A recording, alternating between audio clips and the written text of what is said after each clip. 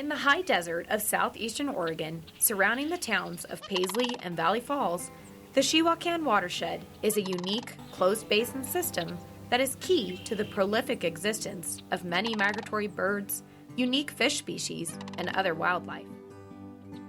This closed basin system is comprised of the upper Chewaucan Watershed, compiling water from a vast drainage, multiple creeks, and 53 miles of river. The lower Chewaucan Watershed begins just above the town of Paisley, stretches through the upper and lower marshes, and ends in Abert Lake. The terminal lake at the base of the watershed is notable for its extremely saline waters and high production of invertebrate species that, when the lake is correctly functioning, provides a bountiful food source for migratory birds in the Pacific Flyway. Every part of this system is connected, but all are uniquely important to wildlife species, sub-ecosystems, and the communities of the region.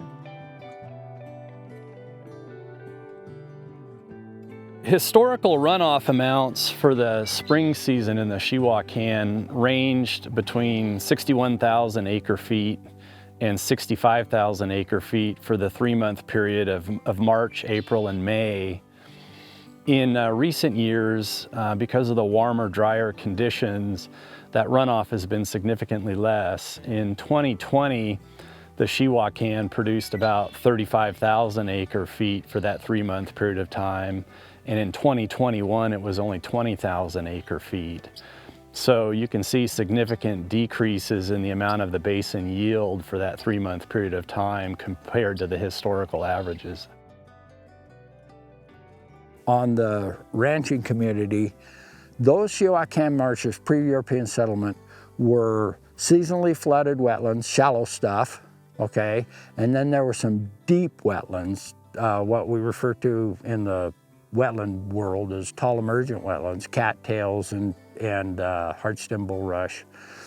And the water's like 3 feet deep. The water still comes out of the mountains in February, flows until June, and then the evaporation cycle hits, and it went into those deep water marshes, and they just held the water, okay? It quit flowing out because it's evaporating. We're getting 4 feet of evaporation over there too.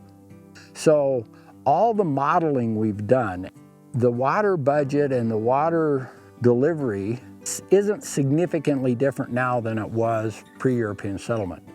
We're doing different things with it, okay? We're spreading it out and irrigating pastures, which from a wildlife standpoint is important to the sonic and the spring migrating water birds. Based on the models, this lake didn't receive significantly different water after the 1st of July than it does today.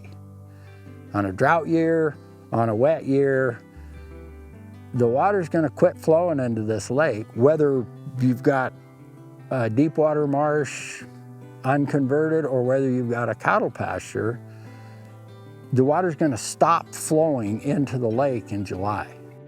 There isn't enough water in the system to keep it flowing, okay, in the Intermountain West, the way that our water works.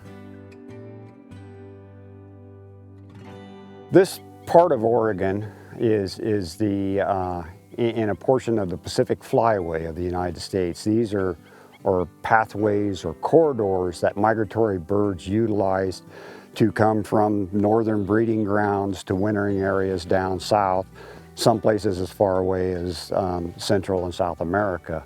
There's flyways across the United States set up, 4 different flyways. This is the Pacific, we're closest to the Pacific Ocean. Within the flyway, it's a broad corridor that migratory birds utilize. So they probably utilize these areas, these pathways, for eons in their travels north and south.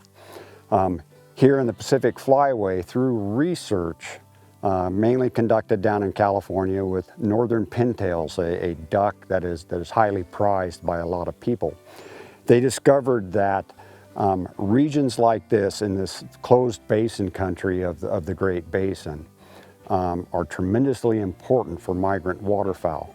And this region is in southern Oregon and northeast California, hence the name Sonic, S-O-N-E-C.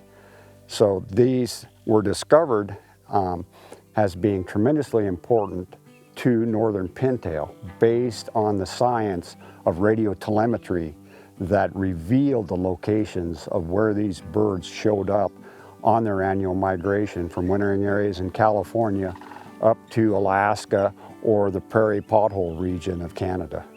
A lot of the shorebird species, several of them are going to be nesting in vegetated situations and stuff.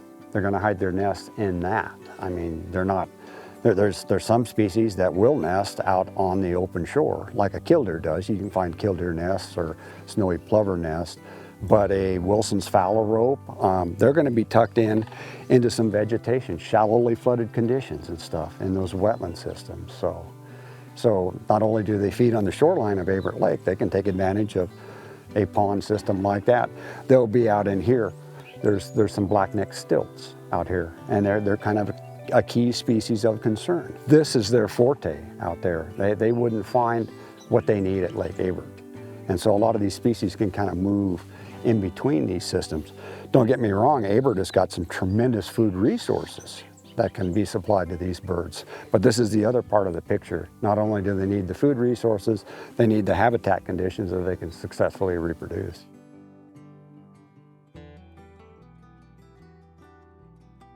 So some of the historical uses of water here in the basin, originally the settlers came in and saw this big marsh, and it was a natural marsh and flooded, and there wasn't any way to utilize the feed here. And to do that, the folks early on had to dredge channels, they had to make irrigation ditches, so they had means of shifting or shunting the water to areas where they needed it, and then also be able to dry it out. So when you want to harvest the hay, you can do that. If you leave it naturally, it stays wet too long, and timing-wise, it's not suitable. And so the big change, not necessarily in the change in the amount of land that's irrigated, but the way it's irrigated and the way water is utilized. One thing interesting about the water rights on the Chewaucan River is that the irrigation rights start on January 1st, which is pretty unusual for the state of Oregon. Most water rights for irrigation start in April. And here they start in January because the early settlers realized that the water came out on the marsh and spread out all over, and really the water right mimics or replicates that natural system. It's just that there's the ability to move water around, whereas before when it was natural you couldn't. And so that January 1st time frame, start putting water out, getting the soil moisture up, and then the runoff signature in the river peaks in April and May, and then tapers off to a very, very low amount by July. And so the irrigation's over with in July. So the decree and the claimants that developed the water rights here realized that they had to use that water early in abundance, get it out on the land, spread it out, and then as it tapered off later in the summer, the lands would dry out and then they could harvest their crops. Typical irrigation season would be, we can start January 1st through basically the 1st of June. On the drought years, when you have less water, you have to prioritize on what you can do. We've had to cut cow numbers because we don't have the room, we don't have the water, we don't have the hay production. So without the water, we don't have the tons of hay that we usually get. So with that being said, you have to cut cow numbers to make everything work. These emergent marshes like this, ancient wetland basins, riverine systems, a big floodplain wetland here. These are critically important to a lot of these species. You can see in the background the water on the landscape. This water here is providing a tremendous food resource to these birds as they're heading north. You can obviously see green grass out here. The sunlight, it's a fairly warm day. The sunlight triggers invertebrate species that start growing. They're a major food source for a wide variety. And so In systems like this, these are kind of the key ingredients for the resources these birds need to be successful when they head north to their breeding areas to be successful in their reproduction. I've become really intrigued with this agricultural system out here. Of course, we're seeing it right now at the start of the growing season. We've got water on the landscape, and of course there's a lot of water bird use there. Well, this vegetation is going to grow, and get very robust, come to maturity, and then be harvested. The marsh is so vast, the time it takes to harvest that. You see, some of the grass species go to seed.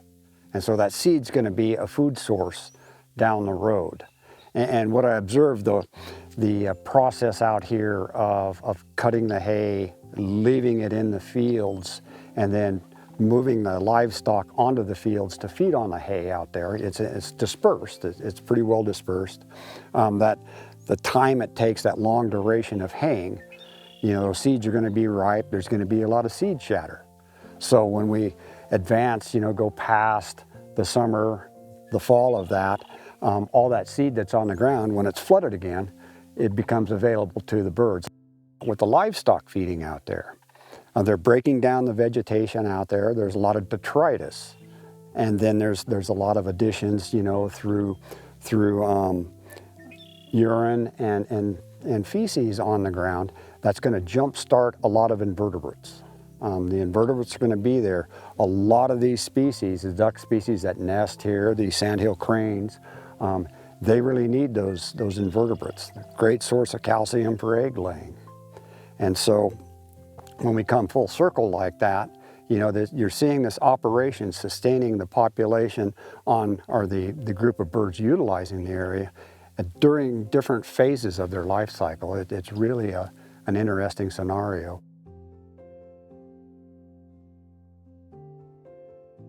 In Lake County and all of South Central Oregon, we're in an exceptional drought right now. And exceptional drought is exactly what it says. It's beyond the normal. These wildlife species here are adapted to drought. And so as a population, they know how to deal with it. And so for instance, at Lake Abert here, these birds will use this when it's available to them. And when it's not available to them, they will tend to find other habitats and other resources. Typically, that's the Great Salt Lake. But as a population, they survive these type of incidents by moving around. This is something that wildlife and these waterbird species have had, for eons. There's always been challenges with droughts and mega droughts, and they've adapted in some ways. Unfortunately, some of the outcome of that might be reduced breeding effort. So they're going to be kind of on a low level. You kind of got the same thing, the peaks and the valleys and stuff going on. But they've also got pretty good resiliency in being able to find areas, or they've got the ability to move long distances. They'll bounce around, if they stop in at Abert and, it's dry, it doesn't look very good. They're going to hop over here. They're going to look in the Chewaucan marshes. Maybe we'll find something here. That doesn't pan out, they're going to go to Summer Lake. So they've got the ability to move around.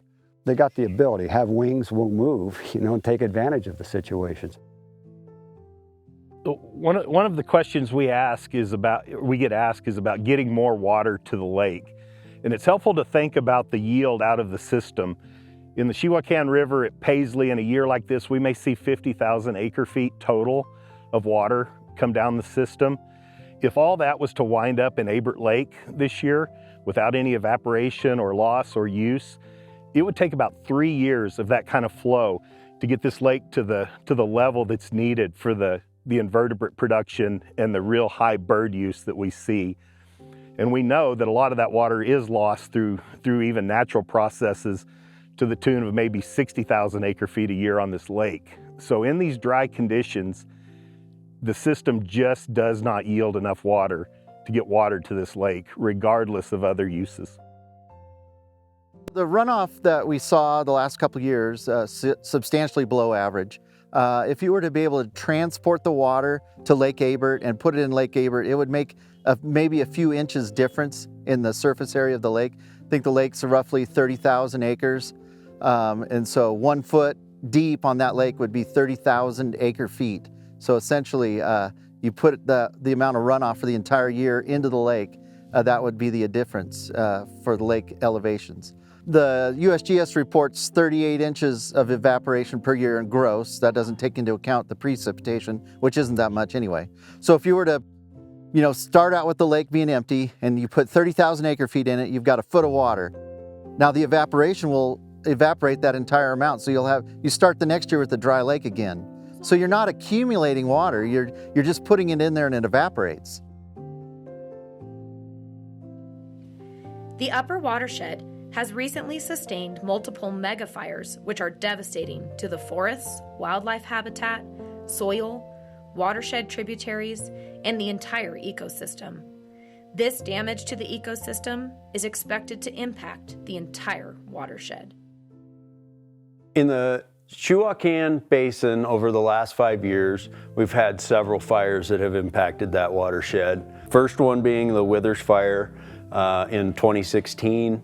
Was about 3,400 acres, burned just outside of Paisley. The next one was the Watson Fire just above Paisley in 2018, and it ended up being about 59,000 acres. The next one was the Ben Young Fire in 2020, which was up the Chewaucan drainage closer to Dairy Creek, and it was only 1,200 acres. Then the next one in 2020 was the Bratton Fire, which was right next to Paisley, and it ended up being a little over 50,000 acres. And then last year, the Bootleg Fire was 431,000 acres. And then later in the season last year, we ended up having the Cougar Peak Fire at 92,000 acres. The fires in the last few years have grown and at a rate that has been beyond anything we've experienced, and the fire behavior is beyond anything we've experienced.